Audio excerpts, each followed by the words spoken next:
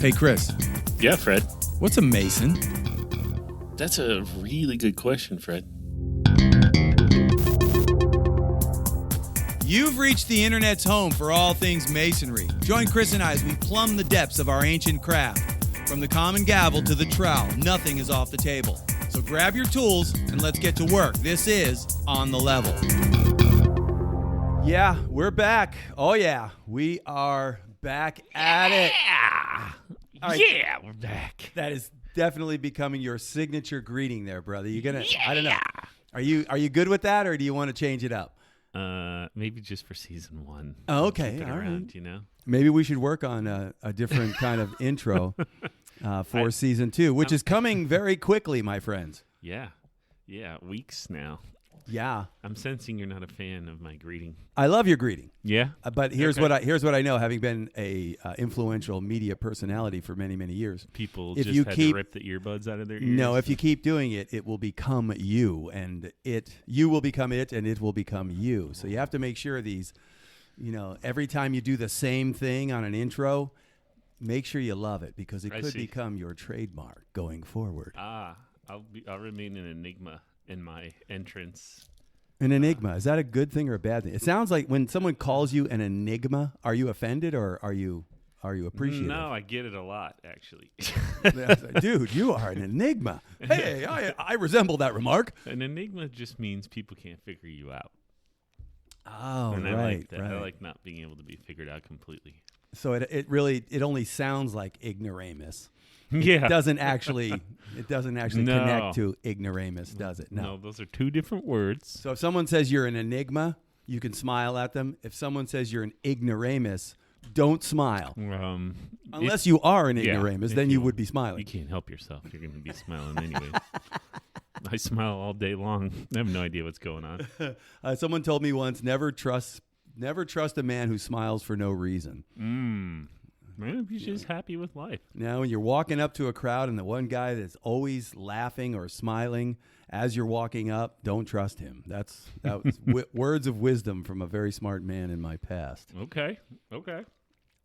I am that guy. Why are we talking about this again? I don't even know who am I and where am I? Have I ever met you before? Yes, you have, and your reputation is ruined because of it. You're wearing a hat I like a lot. Yes, so. I do like the hat. On the Level with Fred and Chris. I wore this hat. Let me tell you about my trip. I just came back from a cruise, and I love those people who work on cruise lines. I love their story. I love the way the cruise lines supports their families.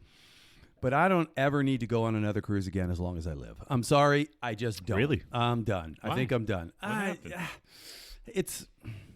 It's just not what it used to be. You know what I mean? Like in what way? Just service? Total luxury all the time. No one ever says no to you, right? So I need. That's why you go on a cruise, right? That's the point of it. Yeah. The second cruise I ever went on, a lot of my kids there, was a family reunion, and my grandchildren got their own room. And I know what you're thinking. Boy, that was a mistake. Well, they had a lot of fun. But what I told them was, I said, you guys can order room service. It'll be a lot of fun. Why don't you guys order some desserts for room service? And they ordered dessert for room service every hour on the hour till 6 a.m. in the morning. And when we opened up the door, they were all passed out from sugar overload. And there were 300 plates. Oh, my God. With various types of finished dessert residue all over them. Oh, my God. But my point is that no one said no. And I went on this trip, and I was told no over and over and over again. Can I get an extra? No.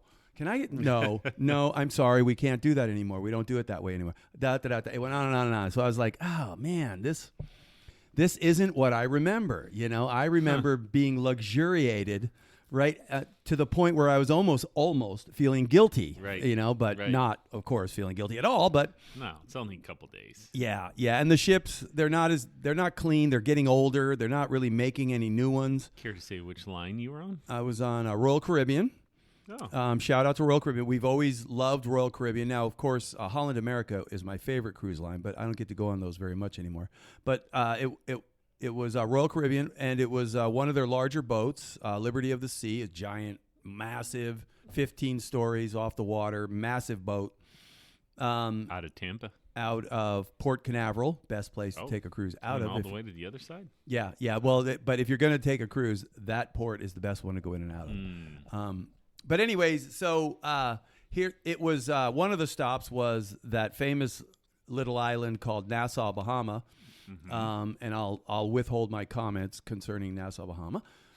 You may love it. You may be from there. You may be a bohemian. And if you are, you're a beautiful person because those people are gorgeous. Man. Sure. I don't know what's up with that, but they are gorgeous people. So I decided I was going to go to the lodge there on Bay Street, which is the Liberty, Nassau Liberty Lodge number 422. And forgive me, brother, if you're listening, if I screwed that up. I will get the correct name spoken out here in a little bit once I look it up. But I was taking pictures of the lodge from the front on Bay Street, and now apparently that lodge has been there for 175 years. Wow! I mean, for a long time, They Daddy. got us beat. Yeah, got us beat big time. And so there's no way I'm getting in. It's closed. The gate is locked, and I'll post some pictures of the gate and all that stuff. And I'm talking to a street vendor right next to me. He's trying to sell me Cuban cigars when I've got 5 of them in my back pocket. But if you know me, you know why. So all of a sudden, this man comes walking up, and he pulls out his keys, and he's opening up the lodge. And I'm like, right in front of you. Right in front of me. I turned around, divine appointment. I turned around, and I walked towards him and said, brother, are you a Mason? And he said, oh, well, yes, I am. Are you? And he put his hand out, and I gave him a handshake, and he kind of smiled at me. And I told him, I said, I'm a Mason from Sarasota Lodge 147 in Sarasota, Florida, and here on vacation. And I just wanted to, I was just looking at the lodge, and he said, well, would you like a tour? Oh, wow. Turns out that he's a past worshipful master. Okay. And he was just popping in to check on something and just happened to be popping in at that moment. And so I got a private tour of the whole place, man. It was awesome. Very awesome. How long did he spend with you? I probably in there a good half hour or so. He had things to do. I had things to do, but, that's pretty special. It was really good. And they have... Meant to be, huh? They're part of the Grand Lodge of England. Is what they're part of. So they're a little bit different than we are here, but not much. I mean, he tried me as a master mason, and I passed, obviously, because I got in, and that was a cool experience to shake his hand, and we talked a little bit back and forth. He wanted to make sure I knew what I was talking about. So yeah, he gave me a little bit of. It wasn't per script, it wasn't read book per script, right? But he was checking some things. He hit me with a couple of things, to make sure, and then how did you do? I did great, you man. Made us proud? I made you proud. Yeah, right. Yeah. You would have been very proud. Good for you, man. When I told him that I'd only been raised to the degree of Master Mason 2.5 years ago, he was surprised. and that's because of the podcast and all the stuff that you and I do. So I'm probably a little further ahead. I tell everybody, Freemasonry, it's not about the years. It's about the miles. It's about the miles, man. Yeah. Get some miles Putting on you. some miles That's right. on your car. Absolutely. And so... Did he know about the podcast? He did not know about the podcast. However, he does know now. And he's going to share it with everybody at the lodge, and they're going to be listening. They might be listening to this lodge here, and it's the Royal Victoria Lodge number 443, Nassau, Bahama. And a shout out to brother Carl Bethel, past worshipful master of that lodge, and a man who has absolutely dedicated himself. He's a true brother. I mean, he has participated and he has made himself available to Masonry in that particular lodge for many, many years. His picture is all over the place up there. His name is all over the place up there. Very proud to have met that brother and to be associated with a man like him. Very, very kind, spirit, and it was surreal to go through that lodge, and to see what I saw and to talk to that man. It was absolutely surreal. So. What I would say to you guys listening is, if you're out of town and you get a chance to always go, and even if it's not open, man, go to the lodge and stand out front Just in case there's a divine appointment for you as well. See, this is what Freemasonry is about. We're supposed to be traveling men, right? Yeah. No, that's how right. You strengthen you get out there and you visit other lodges and you see other cultures of other lodges and what they do, how they do things, and it'll re-energize you 100%. Yeah. How cool. How much of a high were you on after that? Oh, that sustained me for, the whole day. I mean, I was absolutely. And the port outlet at Nassau is not what it used to be. It's really, really, because, the economy is not great. So the ships are coming in at 2/3 capacity, sometimes half capacity. So there's a lot of stress down there to get people to buy, whatever it is. You know how they sell stuff when you go down through there. If you've ever been there, you know exactly what I'm talking about. So it's really, really super confusing, a little bit frustrating, and there's some people there. It used to be that they were just so happy to see you, so gracious and kind and stuff, and you can just tell that they're having to worry a little bit more about their own security, financial security and stuff, because it's really tough. The numbers, the cruise lines numbers are way down, and so they're, it's definitely showing that is the number one import for their economy. So I'm sure it's rippling throughout that tiny little island. There's only 250,000 people on that island. Maybe that's why the service was not as good as it has been in the past. Yeah, that's one of the reasons why. They're trying to rebuild. They were literally, after the cerveza sickness idea, they certainly were struggling big time. They shut the whole system down, and then tried to start it back up, and apparently they're still struggling big time. Yeah. Over all of that stuff. So funny that when you shut down your entire economy, it's kind of hard to start it back up. Who'd have thought, right? Yeah, it's not fun. But you know what? I love taking cruises. Hearing your story makes me want to go out and take even a crappy cruise is better than nothing. Well, I'm willing to have my mind changed. Let's not be too hasty here. Give it another couple years and try it again and see how it is. I was thinking maybe this weekend. Oh wait, we can't this weekend. You have plans this weekend. What's going on this weekend, Chris? We are going to Grand Lodge in Orlando. Yeah, man. We'll be there Sunday afternoon, and I think we're going to be set up there all through the end of the day Tuesday. Yes, we are. I know that we have a booth, and John Schaefer, our executive producer, has John Schaefer, secured us a salon there, so we also have a private room. Nice. So we'll be recording in the private room. Yeah, potentially. If we're mobile, we could record a little bit with the general population. Yep. And then we could do some time in the private room too. Right. And my wife decided not to go, so I'd love to record in my hotel suite. Yeah, we could do that too. Do kind of an off-script thing. Maybe there'll be some adult beverages and other things at that point. Perhaps. I don't know. Not too much. We'll see how it goes. Circumscribe our passions. But yes, I will be alcohol-free during work time. For me, it's work time. Same. Yeah. So, but after hours, I might be persuaded to try a premium whiskey with a premium cigar, which I will be bringing with me. My goal will be to get on the air with Fred drunk, so I'll see if I can get that. Good luck with that one. I'll see if I can make that happen for you guys. Even when I'm drunk, I'm not drunk. Oh, wow. That sounds like a challenge. I accept. So it's been crazy busy.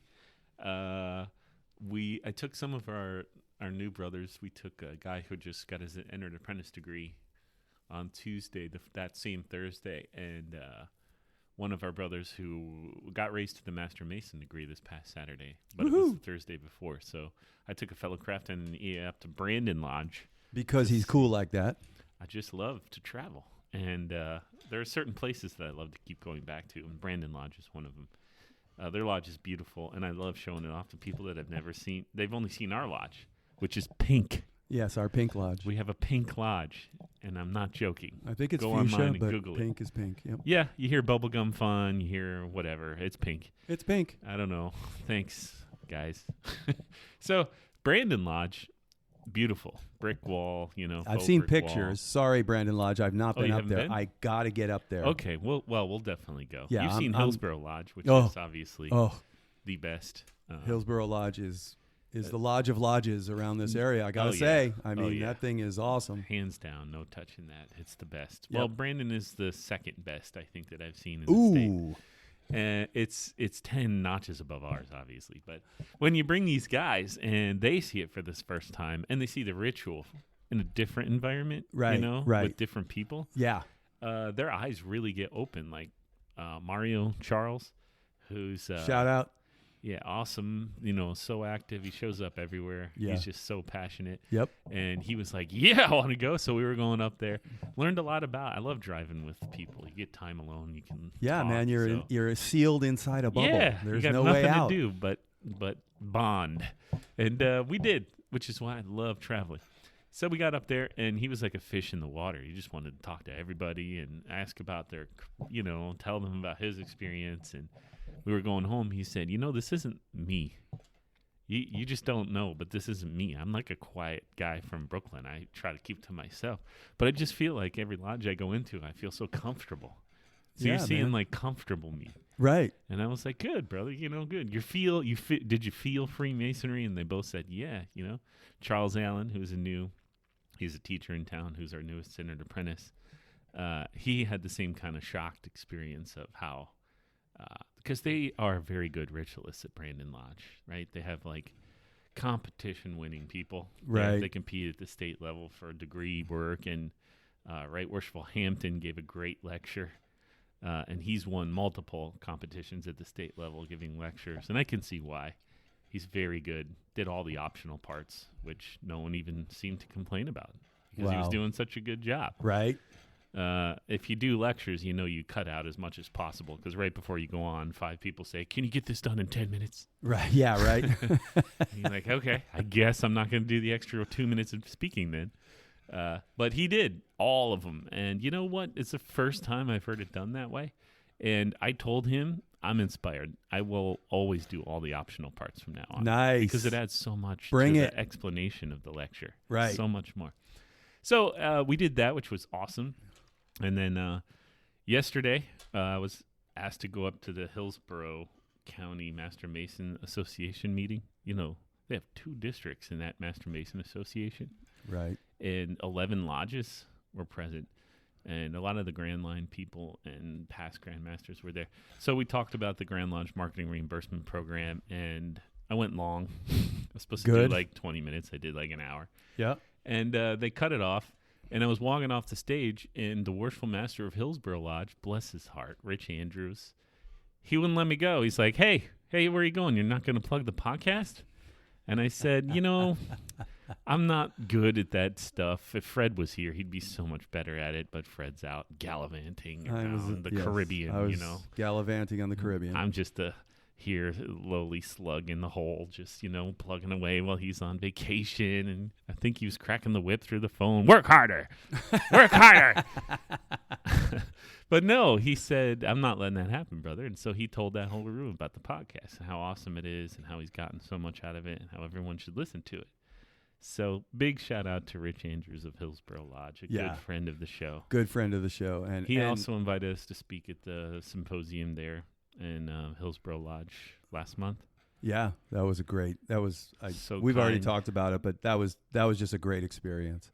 And and he is one of those worshipful masters that we talk about it every once in a while. There's some men in Masonry who are kind of our statesmen. They're kind of men that our newer Masons can emulate. And you can look up to these men, and he's one of them. Yeah. I put him in that same place because he's the worshipful master of a major lodge. Yeah. And his people have nothing but respect for him. And his attitude towards service and towards the way he does it and handles himself is just absolutely, I think.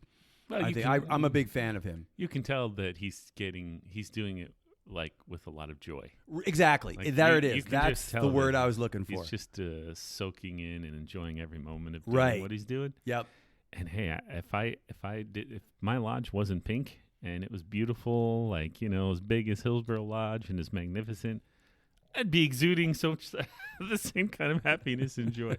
I mean, I told him that. You realize how lucky you are, right, that you get to look out over this when you're presiding over meetings. And he said, yeah, it's not lost on me. Every meeting, I realize how lucky I am. Yeah. And he is a lucky guy, but he's a right man for the right job right now. He's doing such good things. He was in our district this weekend. He was at Manatee Lodge for a fellow craft degree. Oh, okay. Wow. We were doing a Master Mason degree. This is how busy our district is. And at the same time we were doing our Master Mason degree, Manatee was doing a fellow craft degree. Right. And I guess he knew a brother, so he was over there supporting him. Huh. Seems like Masonry is on the upswing. Imagine we're that. busy, We're and we're busy. traveling. And we're traveling. So we have a Master Mason Association. We've been invited to one coming up. When is that? That's 2 days. No, that's tomorrow. That's tomorrow at Phoenix Lodge 346. We've been asked by our district instructor. Yeah, that's Right Thursday. Worshipful Douglas Dobbs, the Right Honorable District Instructor, 23rd Masonic District. Another fan of the show, and the show is a big fan of him. Yeah. I wish everyone could know Doug. Yeah, right.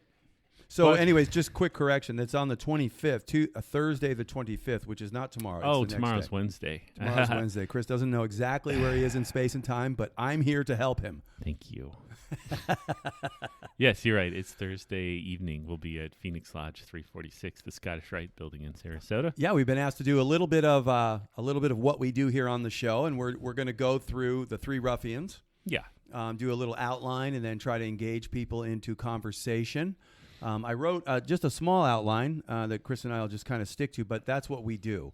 We do little outlines, just kind of get the ball rolling and keep it rolling. But at the end of the day, the idea is that Masonry is about you grasping the concepts of the stories of Masonry and applying them to your own life and applying them to your own vision for your life. And that's what we're going to do on Thursday night.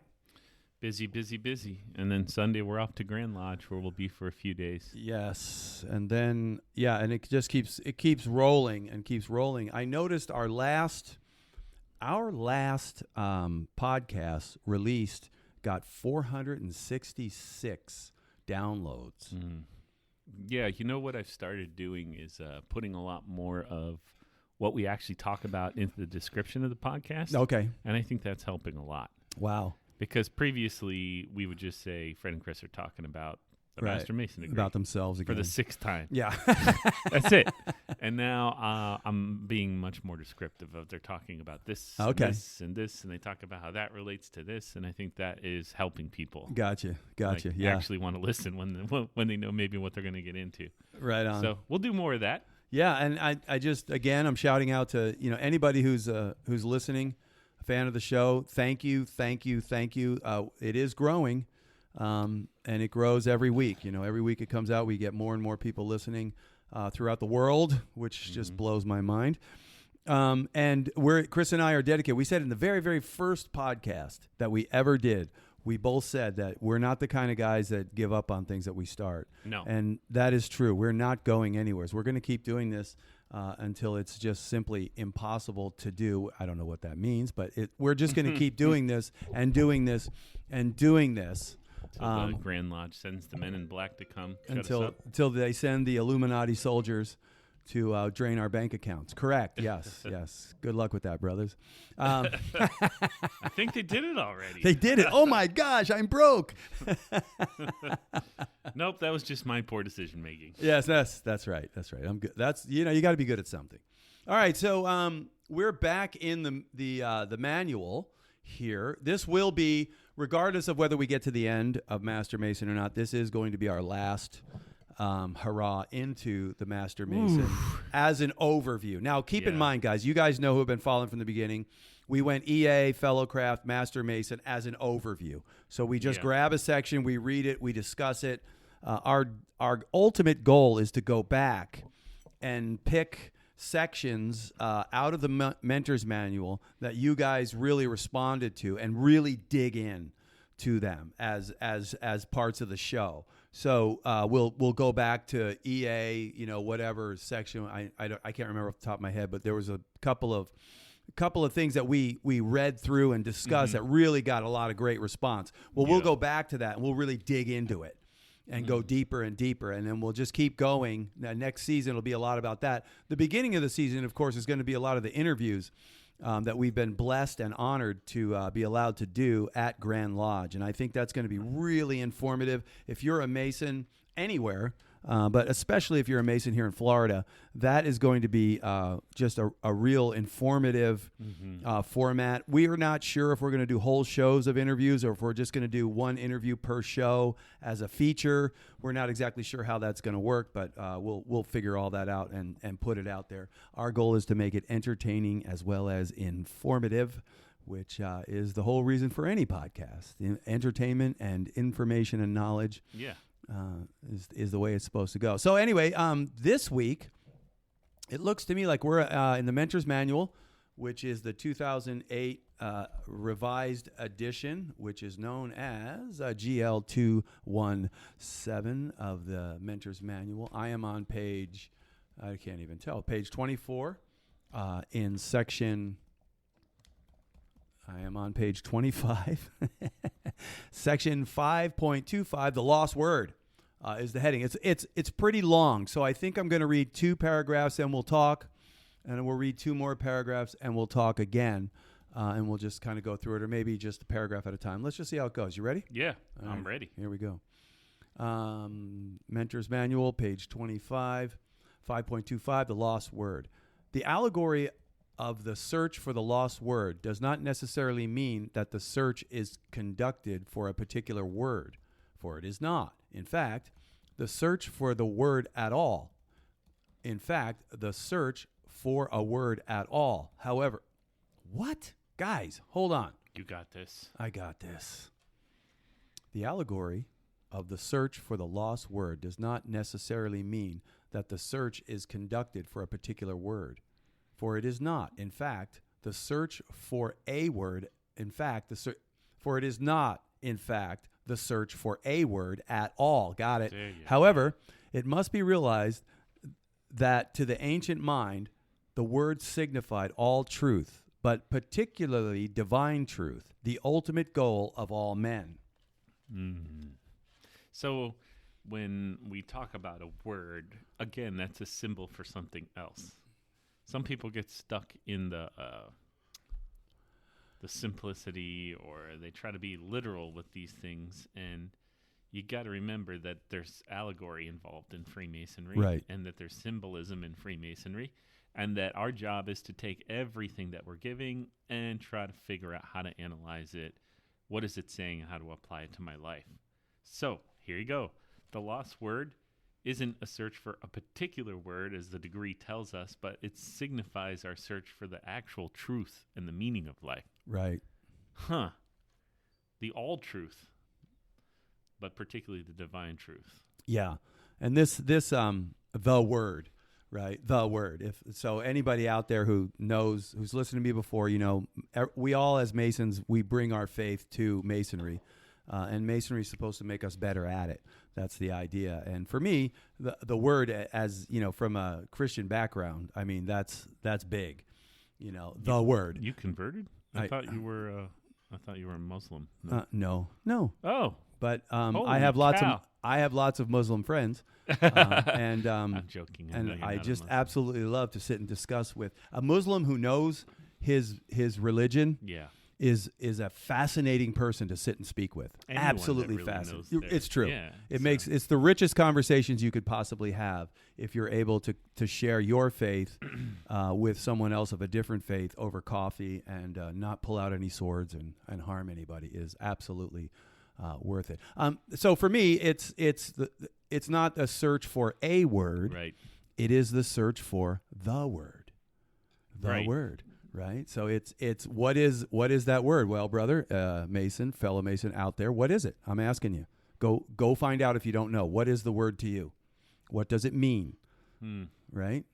Because that's what it's the ultimate goal of all men, right? But particularly divine truth, the ultimate goal of all men. That's what the word signifies. People want to know what is the meaning of it all. Go find it, right? And what is it? Knock, seek, ask. Yes. Sound familiar, guys? Knock, seek, and ask. Don't give up. Ask, Keep seek, going. knock. Keep seeking. Keep asking. In the Gospel of John, we find the familiar passage, in the beginning was the Word, and the Word was with God, and the Word was God.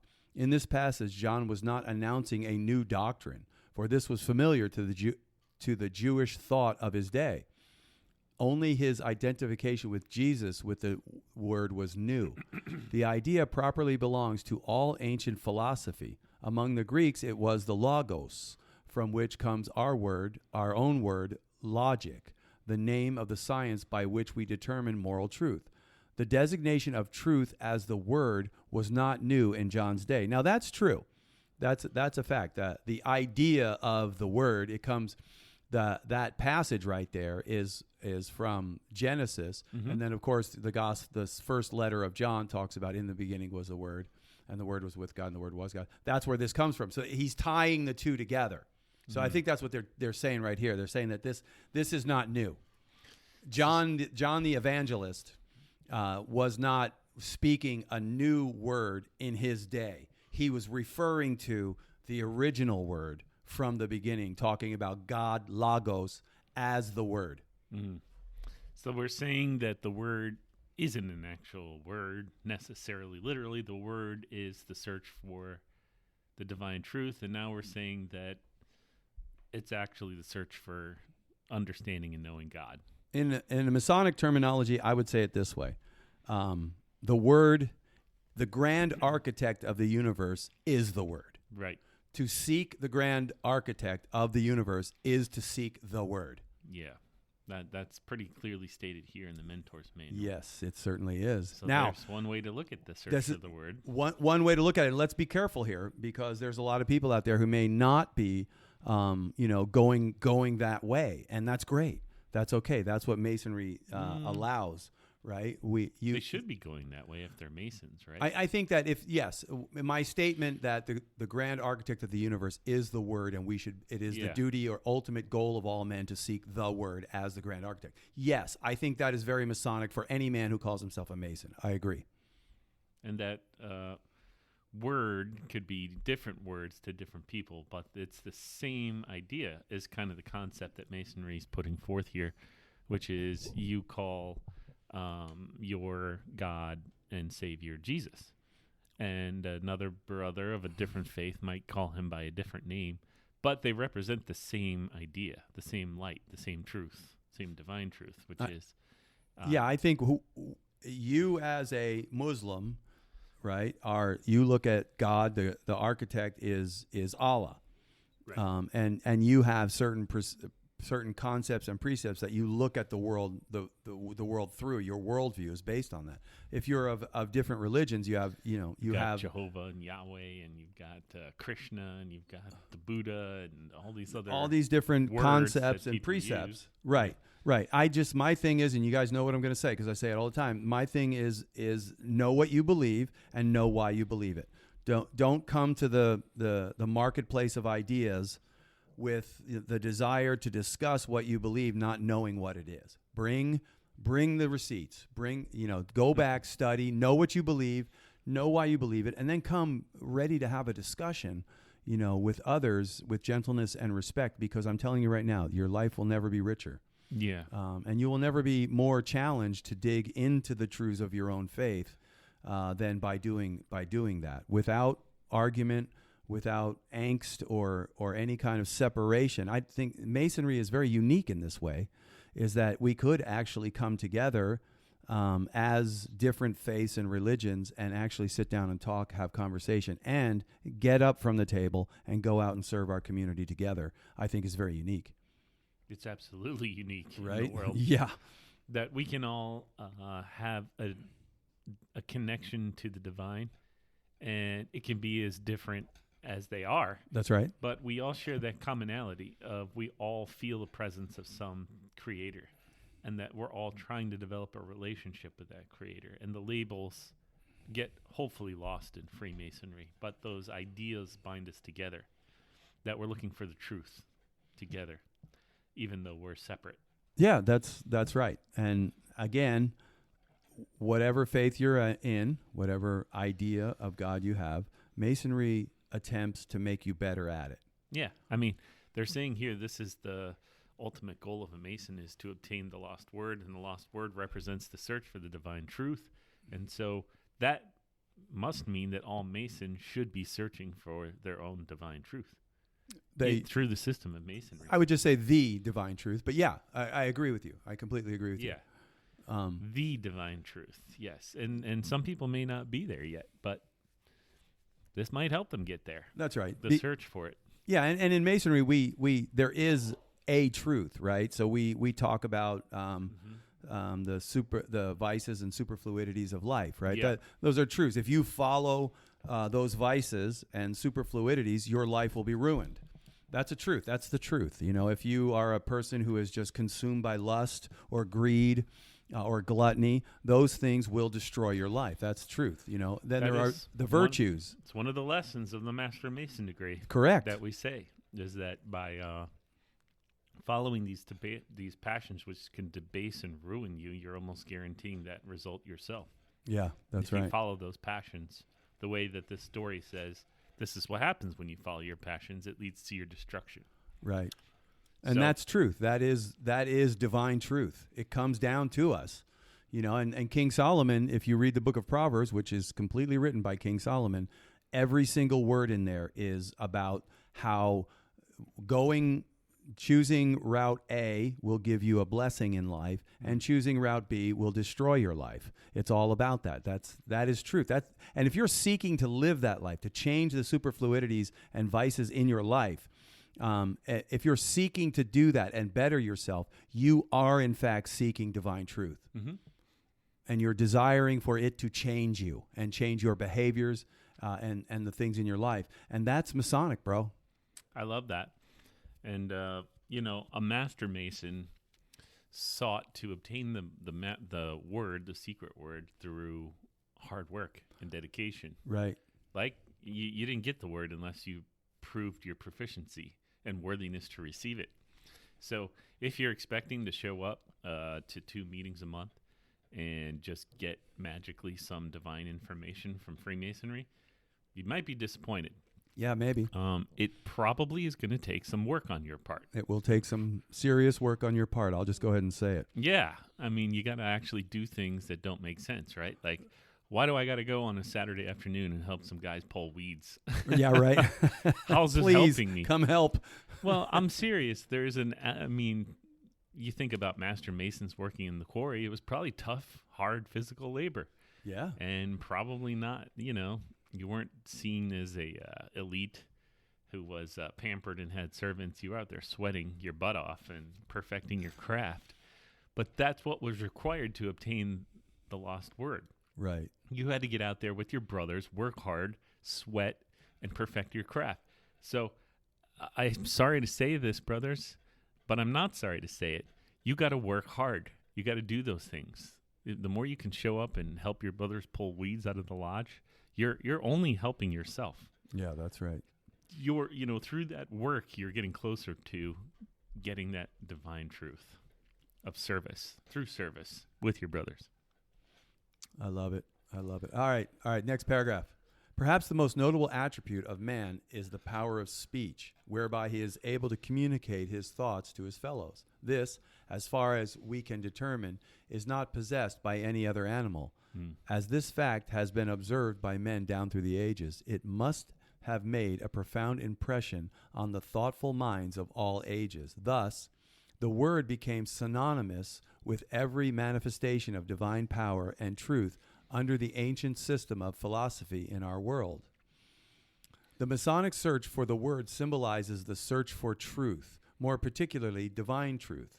The lesson conveyed to us is that we must search diligently for that truth and never permit prejudice, passions, or conflicts of interest to bind us from its discovery.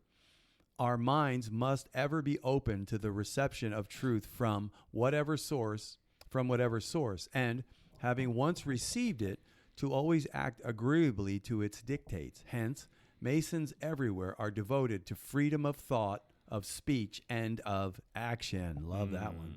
Freedom. Huh. Freedom seems like a big deal in our country. Yeah, well, and freedom to... you're free to pursue the good, the right, and the beautiful. Mm-hmm. But if you think you're free to pursue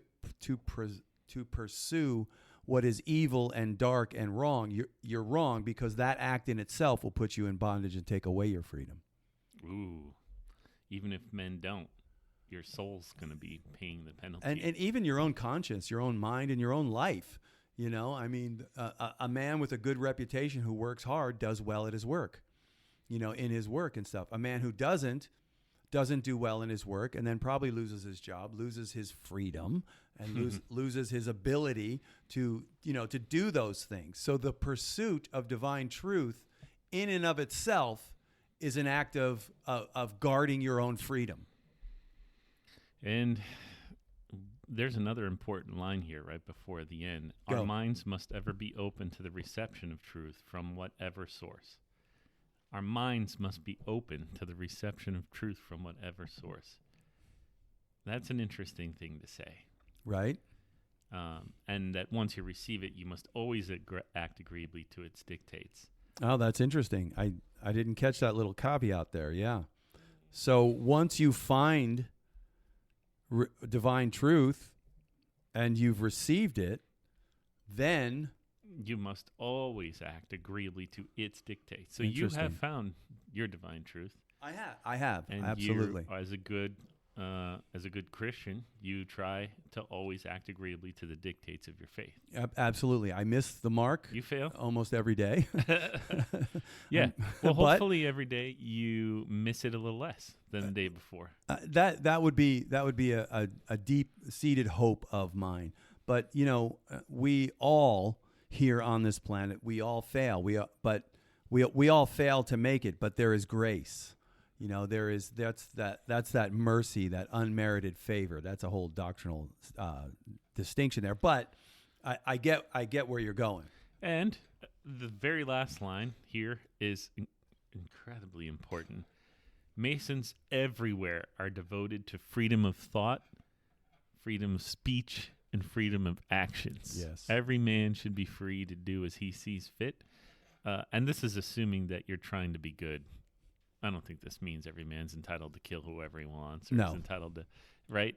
It's like, okay, if you're a good man and you're doing the best you can and you're really trying to not act out of a place of greed or negativity, just out of love, then nothing should ever stop you from doing whatever you need to do to fulfill your, desire to be close to your Creator. So if you want to pray a certain way in public, you should be able to do that. Or if you want to say something, you should be able to say that thing. These ideas were ingrained into our country at its inception. Absolutely. So I don't know how you cannot connect the creators of our country to the system of Freemasonry, because its ideals are written into our Constitution. Exactly. And there's no way it could have been done through the church, because there were 4 different major denominations that were prominent throughout the colonies at the time. And it would have been very difficult to get them together, except for an organization, a fraternal organization that was non-religious, that brought religious people into it for a common purpose or goal. Does anybody know of one?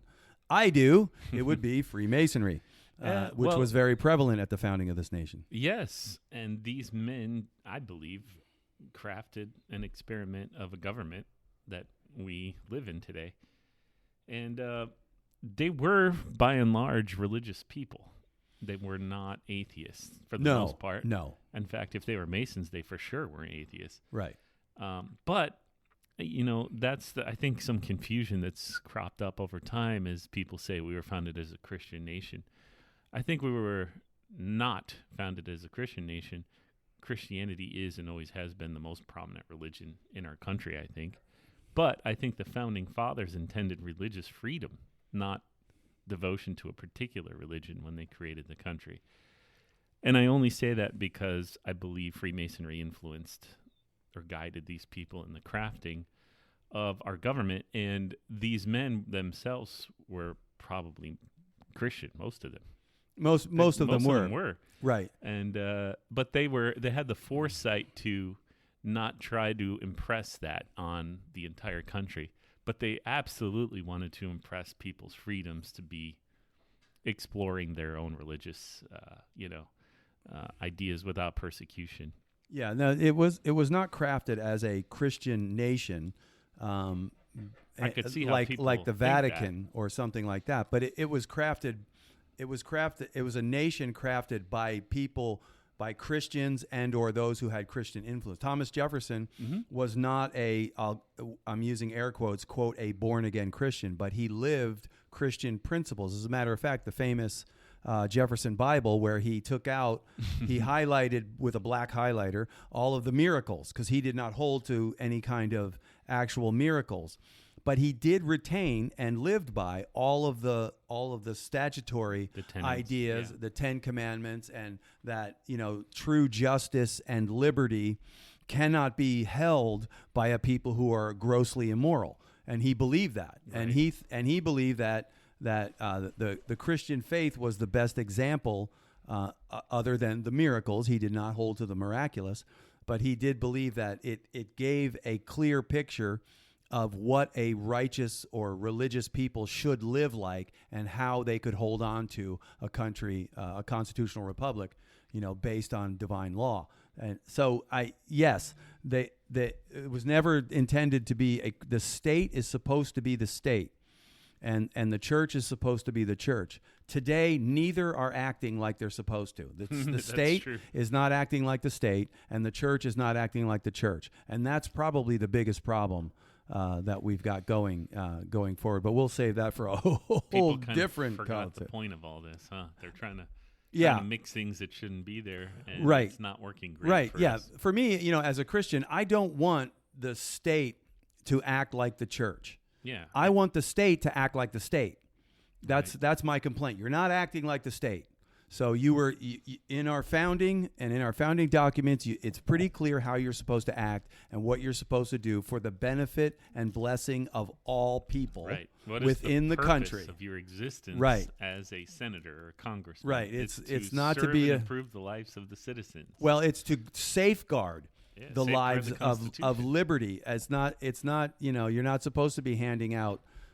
Picking winners and losers, and let's not even get into all that stuff. But my thing is, I don't. Beyond that, it's money. Right? It's always money. It's it all always boils down to money and influence, and that's where we're at now. Take the politics out of it. It's just sheer greed and corruption. It absolutely is. Yeah, and it's broken, on all sides. And we'll see where it goes. Maybe Masonry has an answer for that. I know a lot of young men are coming to this fraternity looking for something that they're not finding anywhere else, and hopefully what they're going to find is a group of men dedicated to restoring manhood within our society. And it doesn't matter whether you're a Christian or not, whatever it is, if you're a spiritual person and you become something else along the way, Masonry can help you to put your feet back on the ground, figure out what it is that you want in life, and give you a clear pathway on how to get there. Yeah. Absolutely. Eloquently spoken. Yes, well, it's early still. You should go on cruises more often. Yeah, right. No, I should not. I ate like an idiot. Ugh, I still feel sick. Okay, do we want to go on to another one? I think there's one more paragraph here. Oh, I'm sorry. In Freemasonry, however, we are not invested with the true word, but with a substitute for it. We are thus reminded that in this life we may approach an approximation of truth, but never attain it in perfection. The search will continue, but not until we pass into a higher state of existence will divine truth be disclosed to us. I like this.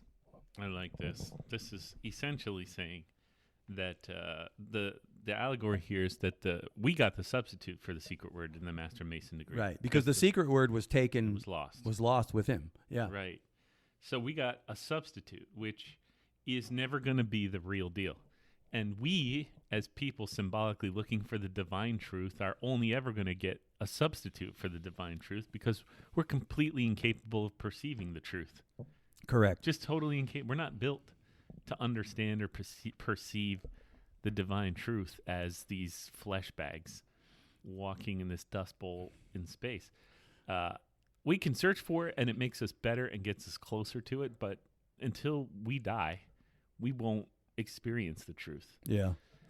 I think that is a very powerful statement. I just learned something here. which I'm pretty excited about, because the reason we have the substitute for the secret word is it's an allegory of the fact that we're searching for truth here in this world, but we will not receive perfect divine truth until we leave this world. Yeah. We've been given a substitute. The substitute is good for this plane, the plane we're on. Good as it's going to get here. It's right. It's the substitute, but the real word, the true divine truth, it awaits us on the other side. That purports really well with, I think, all faiths. Every faith can look at that. It's kind of saying that every faith is a substitute for the real thing. If you think kind about of, it. yeah, I because suppose. we like you say repeatedly, I know exactly what I believe. I know exactly what the truth is for me. So that means you kind of have your grasp on the substitute for the master's word. You feel pretty confident that you're in the right place and on the right path. But this is saying until you pass, that's when you're going to see the real. This isn't the real. That's going to be the real. And I think that's where we're all going to be united, because we were all searching for a relationship with that grand architect that created us all, our celestial parent. And some of us call him mommy, some of us call it daddy, some of us call it uncle crazy. But when you get there, it's just the entity. It's not going to be labeled anymore. Well, sure. I mean, like you said, my faith is what's known as a historical truth claim. Right. So we claim that something happened 2,000 years ago that was an ultimate truth in history. So, and that's the rub. That's why Christians always end up getting burned at the stake, because they hold to that kind of stuff, because it's the crux of the faith. So for me, the substitute is exactly that. It's that the substitute for the word is this life lived by faith. We live by faith, not by sight, right? Yeah. We believe in something that we cannot see. So, and we await something that is real on the other side. Well, that's the real word. Mm-hmm. That's the true word. See, yeah. I am currently living, and this is Fred talk, and by the way, like I just said, I just learned something here, so I'm still formulating this out loud, which is always dangerous. But I'm living the substitute word.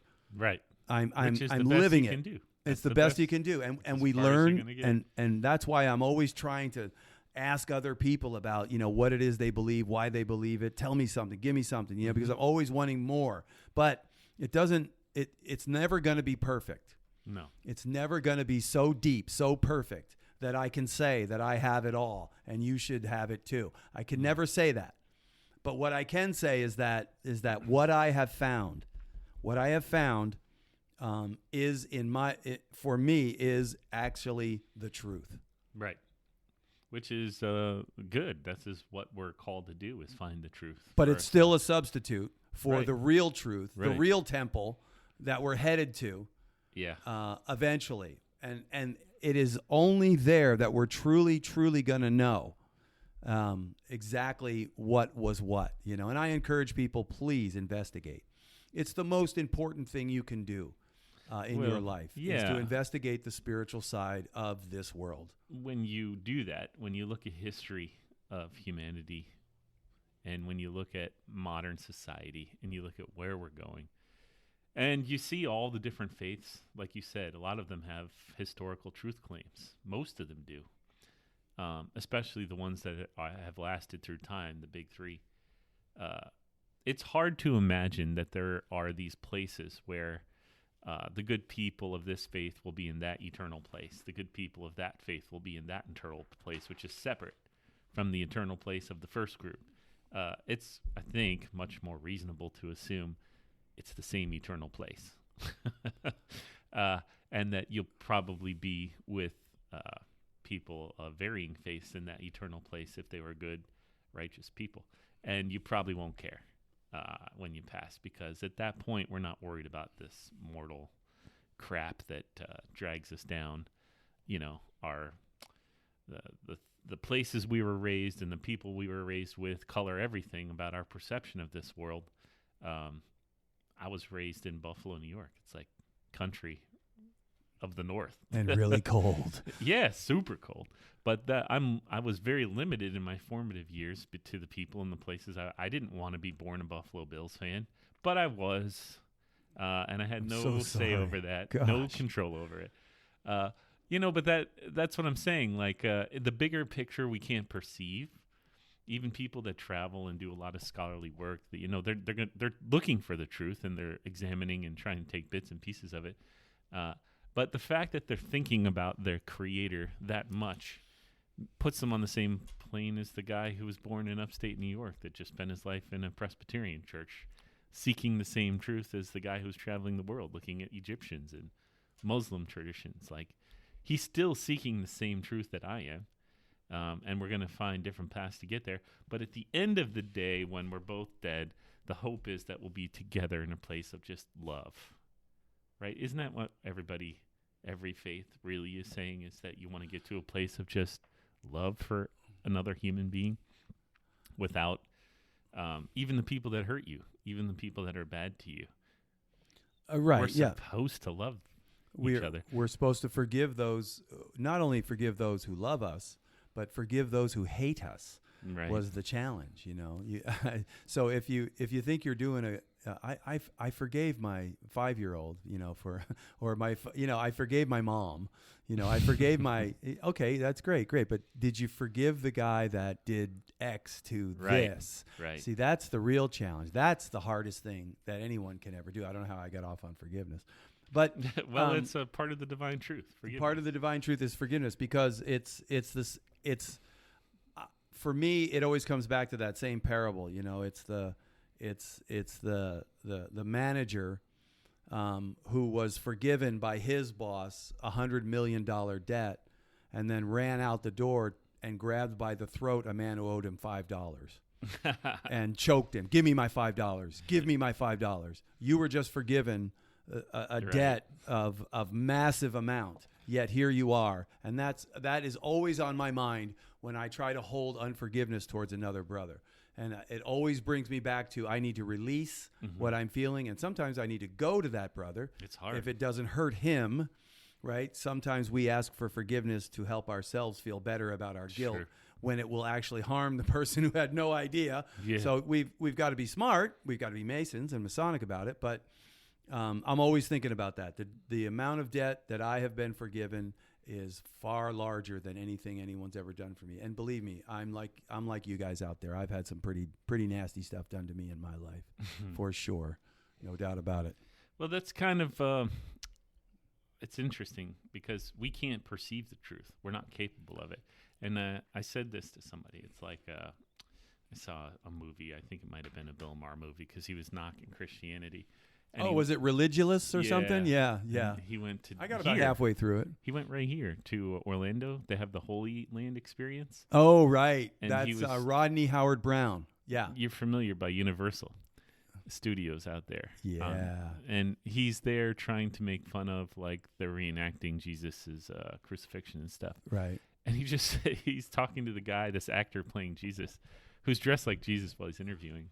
And he just blows his mind because he's like, you can't know the truth. And he's like, no, I can't. Any more than I can tell this ant how a microwave works. He's never going to understand. Right. But that doesn't change the fact that microwaves exist. Because he can't understand it doesn't change the fact that it's a real thing that exists in the world. Yeah, we don't fully understand the divine, but that doesn't change the fact that we all know it's there. Right? Right. Yeah. So... yeah, people are going to come up, you drop a battery on an anthill and they're going to bite it and try to eat it and use it for whatever it is ants do in their life. And if they can't, they're never going to understand why we use it or what it's for in our world because we're just not capable. And people are the same way, I think, about the divine truth. You can drop it right in our laps and we will try to bite it and we'll try to shoot each other with it and do all the things people do with stuff that we get. But we're never capable of understanding it fully. Yeah, that's so true. Because we're people. Yeah, and I know that in the very beginning of where I came, to faith, I did not know. I was not raised in the church. I was raised by parents who wanted nothing to do with religion at all. They made fun of religious people. And I remember I was in a very, very bad place, and I remember crying out to God, G-O-D. Right. I did not cry out to the Presbyterian God, the Baptist God, or Buddha, or any other God. Yeah. I just cried out to God, are you there? Yeah. You know, and if you are there, please make yourself known to me that I could, you know, live in peace, because I was not living in peace up to that point in my life. And God did, in fact, show himself to me as real, and has done so ever since. And that was more than 35 years ago, you know? So yeah, there is, let's just cap it off here. There is a God. We're Masons, all right? We profess deity. There is a God. We will not reach perfection here. We will not reach perfection. We're not capable of it. We're not capable of it. We were never built to be perfect. But what we can do is, as Masons, within our lodge structure, within our fraternity, we can walk together on this plane. From different religions, different beliefs, different backgrounds, we can help each other along the way to live a life that is conducive to learning more truth. Because if you're stuck and steeped in all kinds of vice and superfluitous and I'm not going to catch that word, and vices and superfluities. Superfluidities, but I'm looking for the verb, not the. Oh. Anyway, I know now you're thinking. I can see it on your face. You're trying to think of it too. The passions which debase and ruin. Right. But if you're living that life, you're not in a place to discover divine truth, because your behaviors are going to get in the way. If you're harming other people with your words, if you're harming other people with your actions, you're not in a place to even hear truth. You're not going to hear it. Masonry does a good job of bringing you in and laying some foundational work first and foremost. Look, here's the thing. We need to circumvent. We need to circumvent our passions. We need to subdue those negative things in our lives and begin to blossom and walk in those good things in our lives, so that we could be open to divine truth, right? Yeah, and you know what we learned today is that the word separates us from all other living creatures we're aware of that have ever lived because of speech. We have the ability to communicate through words. And so that means words are the thing that separates us from every other animal that's ever lived. It's what separates us from the animals. Crawled, slithered on this earth that we live in. And so it would seem to me that it would be wise of us to learn words and accumulate as many of them as we can from history, so that we can try to use this power that we have to better understand the unknowable. Yeah, that's good, man. That's really good.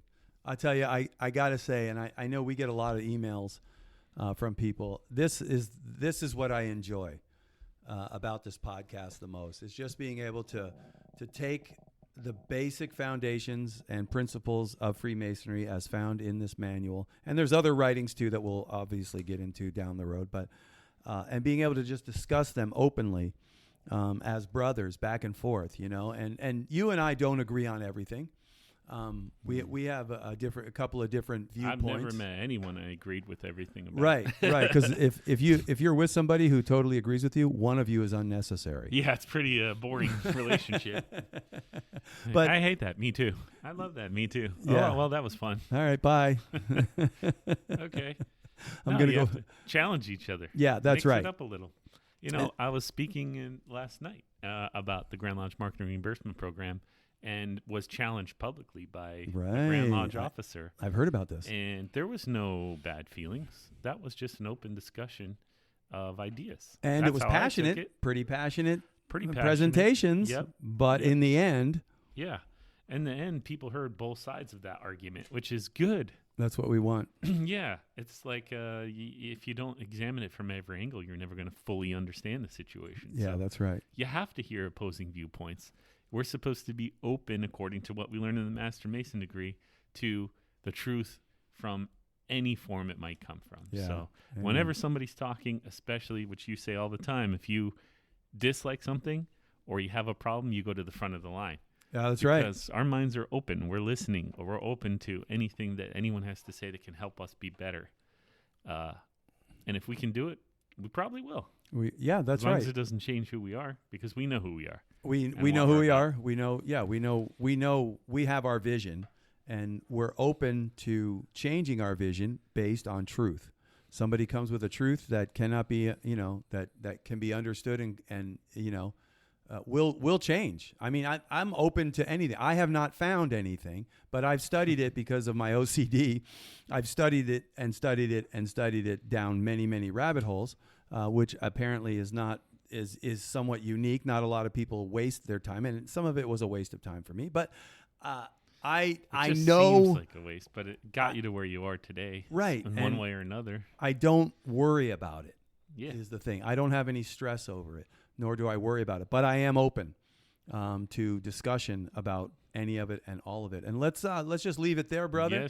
Yes. I wanted to go and do one more, but I don't think we have time for that. So if we do another Master Mason episode, I think people will come back to it. We'll come back to it if we do another one. But like you were saying, we got to come back to all of these things in the future. Right. But we have given you 7 or 8 hours of Master Mason talk now. Yeah. You're probably ready to hear about something else. Yeah. We'll move to something different. But it will definitely be, our esoteric teaching, the basics. We'll take the basics of Masonry as found in published works, and we'll discuss them on the podcast, and we will wait with bated breath for your comments. Yes. So that we can discuss those as well. We do have a good amount of emails of that have been sent to us this season. We'll start to disseminate some of those next season and talk about those and address some of the things that we've heard and seen, especially the negative stuff. We've had some comments and stuff, so we'll address that. But if you guys are out there and you haven't contacted us, please do. Please send us an email. Or whatever medium is out there. Come to Grand Lodge. Tell us to our face. Yeah, man. Come to Grand Lodge. We have a booth. We will be there with a big banner. Yeah. We got a big banner, man. I haven't seen it yet, but it's supposed to be quite impressive. If you desire it, you'll be on the show. Just come by. Say hi. Come by, shake some hands, kiss some babies. We're going to be selling some hats and shirts. In fact, if you go to onthelevelwithfredandchris.com, we have an online store where you can buy your own On the Level with Fred and Chris That's crazy shirt or hat, and probably be adding more things in the future for you. I think at Grand Lodge we do have a surprise. Yeah, we do. We're unleashing something new that will help support the show. So I'm pretty excited about it. It's been a lot of hard work. Shout out again to our producer, the Schaefer. John the Schaefer. The force of nature, who has been very busy, working very hard. He's an amazing human being. Funny thing about John on the way to the studio. You were on a cruise. We did a Master Mason degree Saturday, and John played a ruffian. He played did he now? He played a ruffian, yes. And and anyone that knows John knows he's like not a ritual guy. He's like, I'm just not about the ritual, I'm interested in these other things. Well, he did the ruffian, and we had 4 guys, so he got to do it 4 times. And at the end, when it was all over, he came up to me and he's like, yeah, I think I kind of want to do this again. I said, I knew you would, man. I knew it. You just got to get your toe in the water, and boy, that water feels good. Yeah, man. Sweet. He got the bug, so cool. He's now a ritualist. Ha sucker. You're in, and there's no way out. Work. You will be into the ritual work. I love it. It is addictive. I got to be honest. Especially the Master Mason degree, because you're really acting. It's a lot of fun. It's a lot of fun. And when we do it, we're really trying to go for it. I love it. Each of those ruffians has their own characteristics, and we try to play them properly, which is really entertaining. Yeah, it's done well. And speaking of that, the Master Mason Association meeting that we're going to be at this Thursday in 2 days, we are breaking down. During the educational period, Chris and I will be breaking down the concept of the 3 ruffians. It is an open It's not a closed meeting, so we won't be discussing it completely openly. But anyone can come, is what I'm trying to say. Anyone can come and sit in on it. We won't be disclosing any secrets there. Everything we'll be talking about is a published. It's like the podcast. Just like the podcast, it'll be the same exact thing. Yeah, and we'll probably run over, and we'll probably have a lot of fun. And yeah, I hope so. I hope so, man, because I know you do too, brother. I love doing this. I absolutely love it. It is the highlight of my week.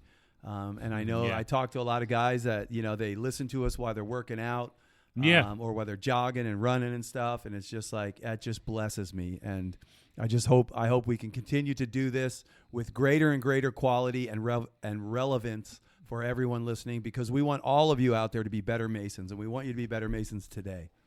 We'll definitely do our part. Yeah, you absolutely. Be assured of that. We'll do our best. All right, listen, man, I got to run. What about you, man?